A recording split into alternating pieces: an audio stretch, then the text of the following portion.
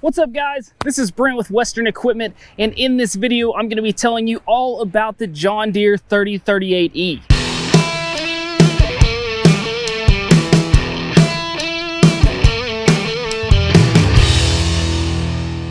Now to start, let's talk a little bit about model number, as with the John Deere lineup of tractors there are tons of models, so we like to go ahead and break those down so that there is no confusion about what you're getting. So with the first number in the 3038E, this is going to indicate what series of tractor this is. So this is going to be in the 3 series.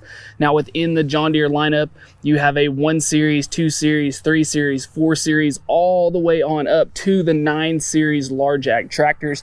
So this is going to be on that lower end. This is going to be in the compact utility lineup. Now the last 3 numbers here in the first part of this model number are going to indicate the engine horsepower, or close to. So right here we have 038. This tractor is actually going to be closer to 37 horsepower than to 38, but that is to give you a good idea of what horsepower range this tractor is in. And then our last letter here is going to be our trim level indicator. So on this tractor it is an E, which means that it is going to be an economy level tractor, meaning it has the base model features on it. Now in other lineups you can also have an M series, which is kind of a mid-spec model, and in an R series, which is going to be the higher end, more like your Cadillac type model, which you will have also in the 3 series, but today we are talking about an E series. Now also you'll notice here that we have a 300E loader attached to this machine.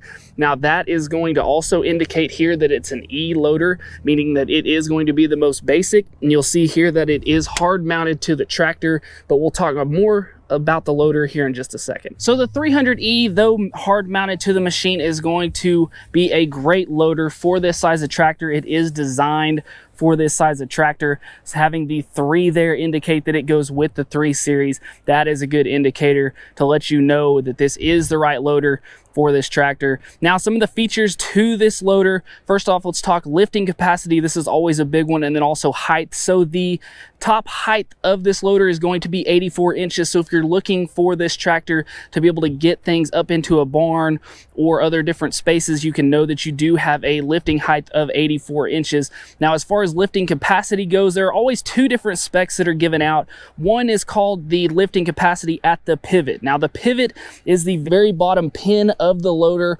right down here where it attaches to the bottom of whatever attachment you have on, whether it be the bucket or the pallet forks.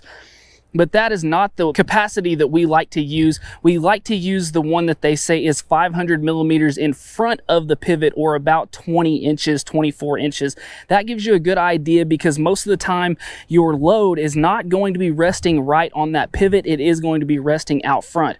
So for this 300E, at that 20-inch mark or 24-inch mark out in front of the pivot point, you are going to have a lifting capacity of right around 850 pounds. Now, if you are only lifting this load about 5 feet off the ground, then you can lift up about 975 pounds with this loader. But the things that you need to keep in mind is whenever we're lifting loads like that, we need to make sure that we are properly ballasted. So what I mean is we need to make sure that we have enough weight in the rear that we are compensating for that weight that's going to be in the front. So a good rule of thumb is, if you're buying one of these compact tractors that you are looking into that has a loader on it, we want to make sure that we're getting some sort of rear weight put in the tractor, because oftentimes the weight of just the tractor alone is not enough to make sure that you're safe. So we want to always look at maybe putting fluid in the tires, adding steel rear wheel weights, or adding a ballast box or some other weight implement there at the rear. Now also on this loader, like I talked about, maybe using the bucket, maybe using pallet forks or other attachments,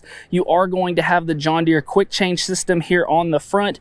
That's going to be a very simple system with 2 pins, and then you'll have a top hook on each of your implements, making it very easy and adaptable to many different implements for your front end loader. Now let's go ahead and get underneath the hood and take a peek at that 37 horsepower Yanmar engine. So on the John Deere compact utility tractors, these are going to have the Yanmar engine in them. This one here is going to be a 3-cylinder 37 horsepower engine.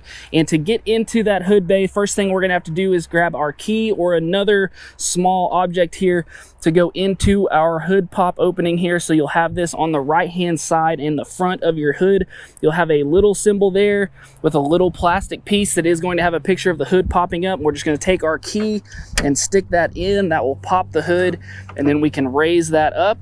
And the nice thing about these hoods is that they are going to be on these hydraulic cylinders to make sure and keep that up and out of your way whenever you are working on doing service to this engine. Now, the 37 horsepower is also going to translate to 30 horsepower at the rear at your PTO, which we'll show more here in a minute. But just remember, we are 37 engine to 30 horsepower there at the rear. So whenever we're looking at rear attachments and rear implements, just know that if we're looking at implements that take a certain amount of pulling horsepower, we're talking about engine horsepower. And if we're looking at certain types of implements that are going to be using a PTO shaft, just know that we're looking at 30 horsepower of output there at the rear.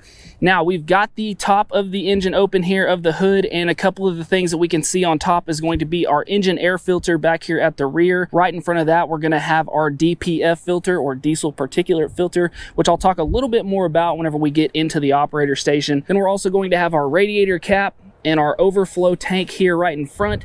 And then down below that, we are going to have our oil coolers, and then we'll also have our battery down here at the bottom. Now, whenever we're talking about servicing this engine, getting to the sides is going to be important, and John Deere has gone in and made this very easy to get into the side panels of this machine. So as you'll see right here at the top, we're going to have these two yellow plastic pieces here that we're going to have to turn just like that. And just like that. Now, this is going to release that side panel from the machine, and then we'll pull back our hydraulic hoses, and then these side panels just simply lift up and out.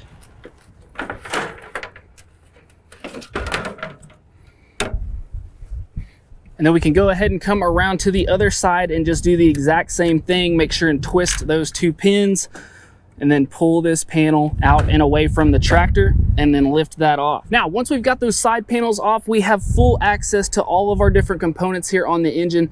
Over here on the left-hand side, we don't necessarily have any service components, but there are some pieces here that you may want to know where they're at. Right behind this black panel here, we are going to have our starter. Now, to take that loose, it's just a couple of bolts, but that is going to be a hard-mounted cover there. And right up top here, we are gonna have our turbocharger. Now, this is a small 37 horsepower engine, but it is a turbocharged engine. And then right below that, we are going to have our alternator. We know that sometimes we may have alternator issues, but you can see that right here, it is very easy to get to. And then once we move back around here to our left-hand side, the main feature that we're gonna need to be able to get to whenever having those side panels off is, for one, getting to our air filter. Now, as you can see right here, we do still have this piece that is gonna make this a little hard to get into that air filter, but you'll see here that we have a rubber strap on our air filter that we can simply pull down on, lift that out of the way, and then that makes us able to move this air filter up and over if we need to be able to take that cap off and be able to get that filter out.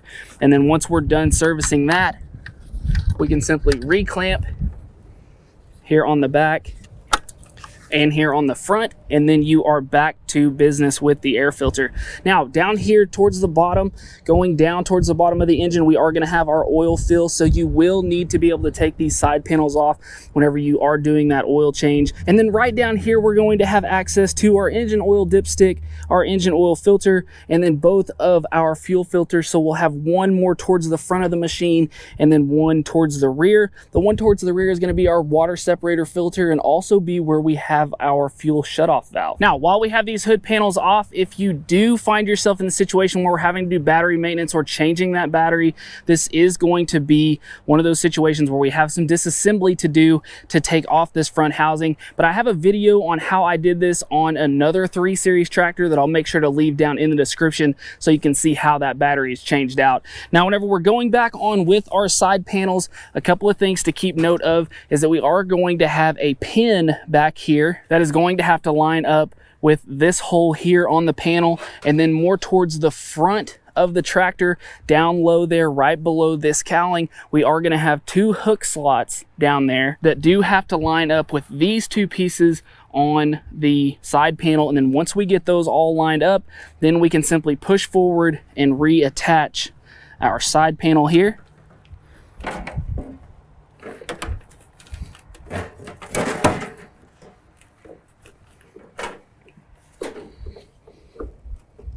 And once we have those lined up, we simply are going to twist back here on our yellow pieces and do that on both sides, and then we're good to go. Now, before we get up and into the operator station, I have a couple of things I want to point out. For one, I want to talk a little bit about the seat here. Is with the seat, you are going to have that foldable seat that is going to raise up, and then you also have a 4-piece rubber isolator suspension underneath this seat, and those are easily changed out if you need to. Also, you can remove 2 of those also to change up the ride feel on that, and then also move those forward and backward to be able to customize the feel of this ride to your preference. So also, the good thing about that seat folding up is that if this tractor does sit out and in the elements, you can leave that up to keep water from collecting in the seat. But also, if that water does happen to collect in the seat, you do have a drain hole right here in the middle for that water to easily wash out. But nice and easy to flip that up to be able to get underneath and also change, like I said, the ride quality of this seat. Now, also, I want to point out that we do have the ROP system on this tractor, which is going to be the rollover protection system, and you will also have a seat belt on this tractor. So the things to keep in mind with these types of tractors, if we're working on any type of hillside or any type of uneven terrain, we want to make sure that we are wearing that seat belt and have our ROPS structure up and in the upright position. That way, if we do happen to have that situation where this tractor were to upset, overturn, roll over, whatever those things are, this system will keep the tractor from crushing you in those types of situations. So just make sure that if we are in those situations that we're being safe and taking advantage of this rollover protection system. But if you are in that situation where you're working around trees and such, where this does need to fold down, or we're looking at putting this in the barn or the shed or whatever those things may be, this is going to be a foldable system to where you can roll this back to a second position to make this rollover bar go back flat just like this. So just know that you do have that option there. And then also, while I'm getting on here, you'll notice that we do have a step over here on the left hand side along with a grab handle, making it very easy to make your entry into this tractor with those 3 points of contact. Now, once I'm in the seat, we'll start over here on the left hand side. First thing that we'll point out is that we do have a large toolbox area over here on the left. This is oftentimes on new tractors where you're going to find your operator manuals, but this does make for a nice big storage area for you to keep tools, gloves, whatever those things are on board on the tractor with you at all times. Now, as far as controls go over here on the left, the main thing we're going to have is going to be our range selector. So on this tractor, we do have a hydrostatic transmission, meaning that we're not having to work with a clutch and gears. We're having to work with a range selector right here, and we only have 2 ranges. We have a high, which is going to be back, and then a low, which is going to be forward, and then of course right in the middle is going to be our neutral position. But once we pick that range, now we're only working with our range selector and also our throttle, which I'll show in a minute, and our pedals that are over here to my right. So now below that, we are going to have our parking brake. This is going to act just like any other automobile style parking brake. We have a button here to release it, so we'll raise up just a bit, drop this down, that releases the parking brake, and then to set it, we simply raise this up. Now up here in front of my feet, we are actually going to have a foot brake as well. Now this is going to be a 2-stage brake, so it's a little bit confusing, but you have a sticker down here on your pedal to show you how this actually functions. Whenever the tractor is on and running, if we only partially depress this, this is going to act as our differential lock. So what this is going to do is lock in both of those rear wheels to where they are working simultaneously to get us out of those sticky or slick situations. But then if we go ahead and push this all the way forward, it is going to act as an actual brake to the tractor. Now keep in mind that with a hydrostatic transmission, once you're letting off of those pedals, the tractor is going to start to slow down and come to somewhat of a stop. But if you're sitting on a hill or any of those things, the tractor will still roll, so it is necessary to still have that brake. Now moving over right here behind my foot is going to be our 4-wheel drive engagement. So this tractor does have MFWD or front wheel assist on it, or 4-wheel drive, however you want to call it. And we have an engagement right here.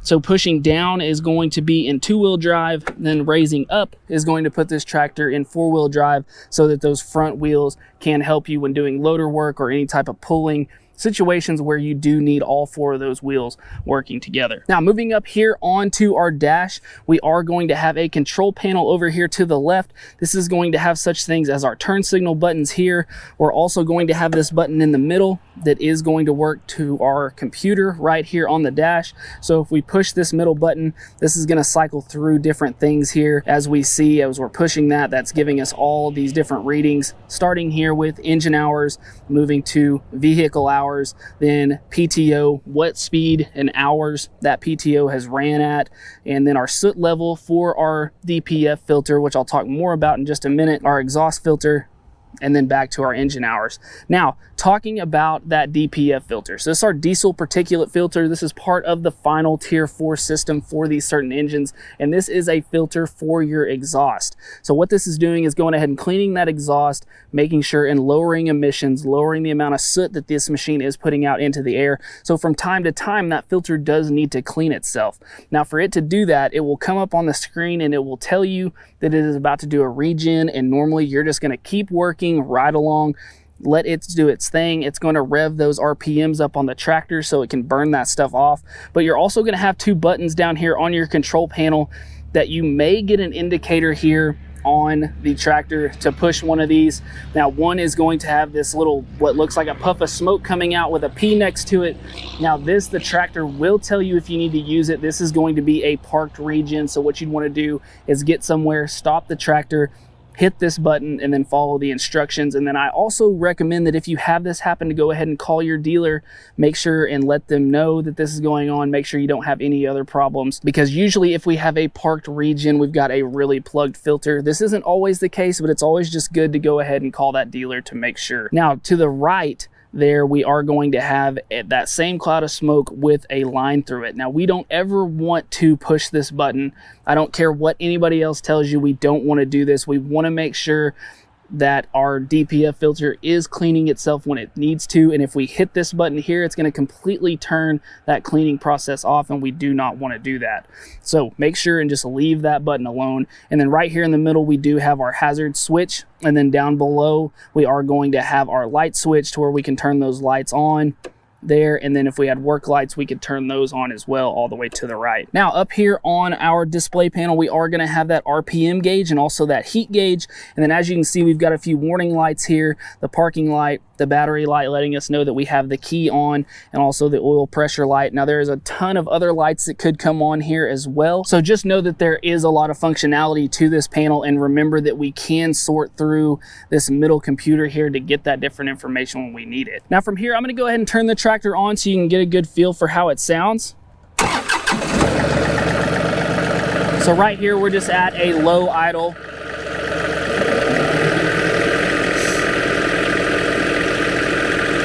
That's at about 1700 RPMs.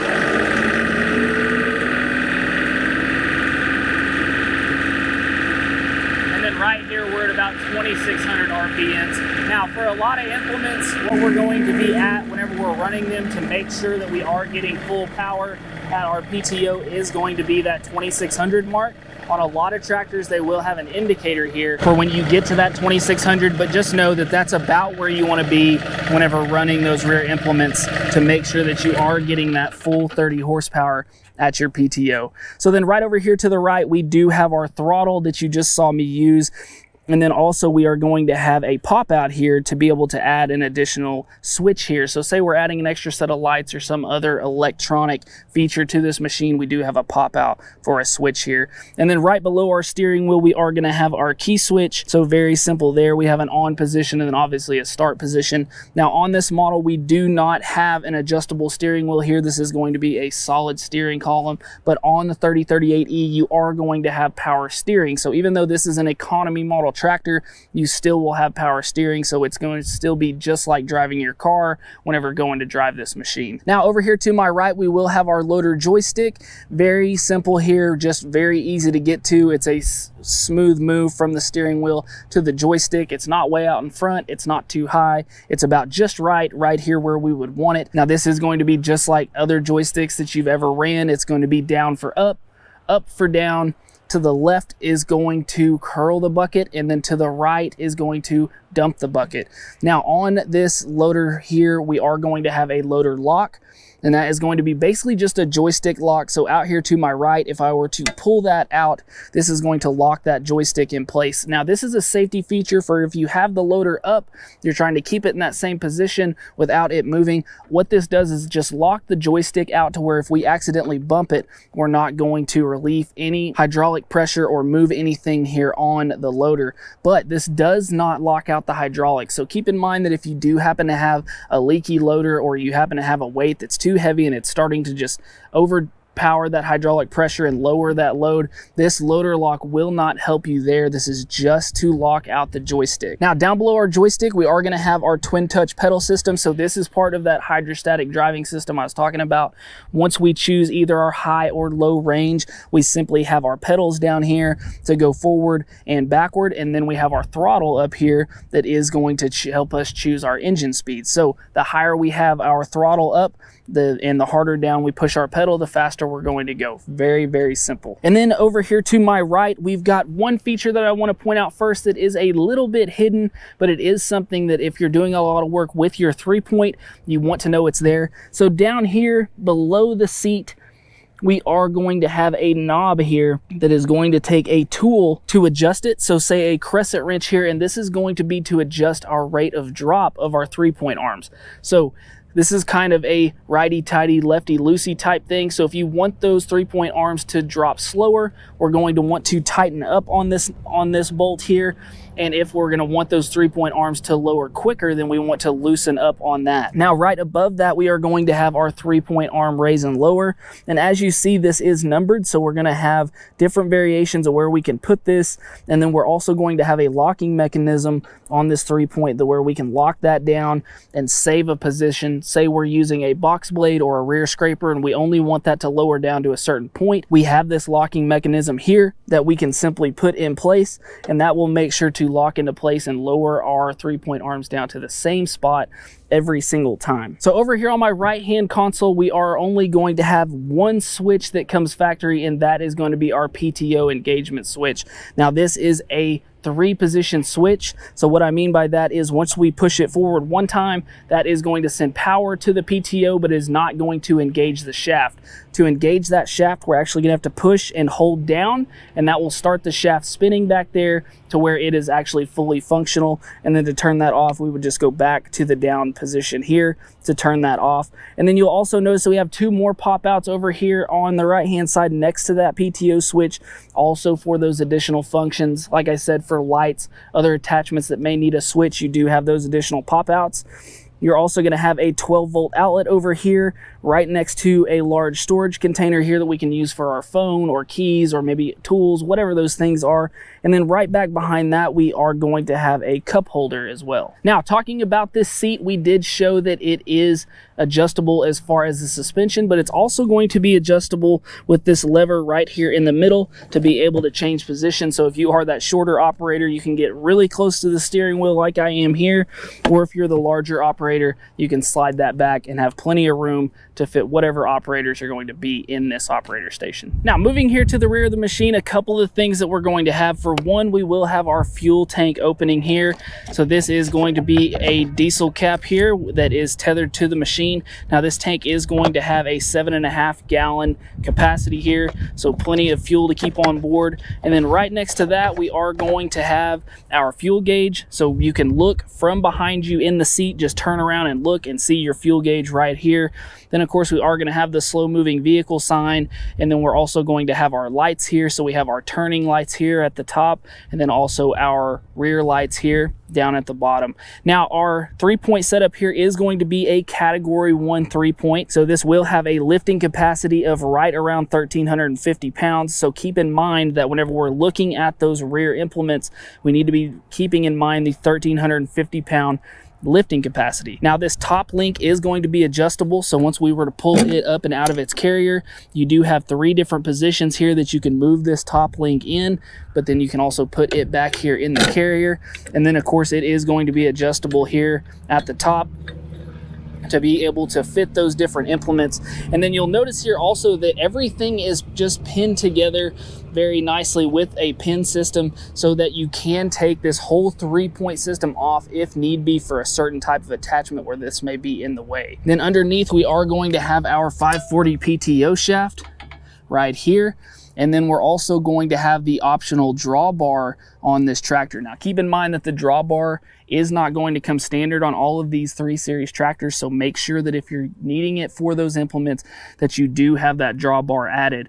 And then we also are going to have a couple of service points here at the rear. We are going to have our hydraulic and transmission dipstick over here to the left hand side, and then over to the right we will have our transmission and hydraulic oil fill right here. And then right in front of our rear axle, right underneath our left fender, is where we're going to have our hydraulic and transmission filters. Now lastly, when we're talking about the rear of the tractor, keep in mind that there is no rear hydraulics on this tractor from the factory, but you do have the option of adding up to 2 sets to this tractor as an aftermarket option. Now lastly, let's talk about tires, price, and warranty. So on this machine we do have the R4 industrial tires, which are more of a flat bar style tire, which are a little less aggressive. But on this machine you can go with a R1 ag style tire, which is going to have the sharper V tread pattern for more of the agricultural use. You can get those in the front and the rear. And then you can also get a turf style tire if you're looking to use this in more of a turf type environment, where that is going to be crucial to have less wear and tear on the ground.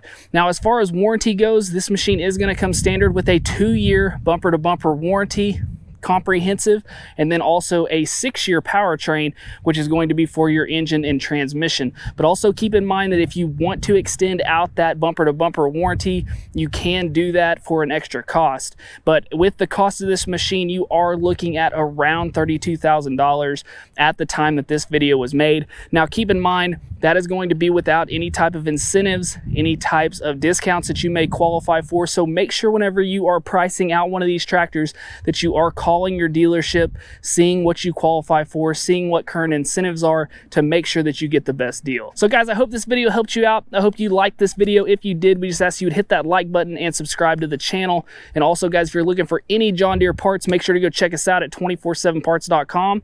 And as always, thanks for watching. We'll see you next time. Hey guys, make sure to check out this cool video and this one. Buy your parts right up here and subscribe right here.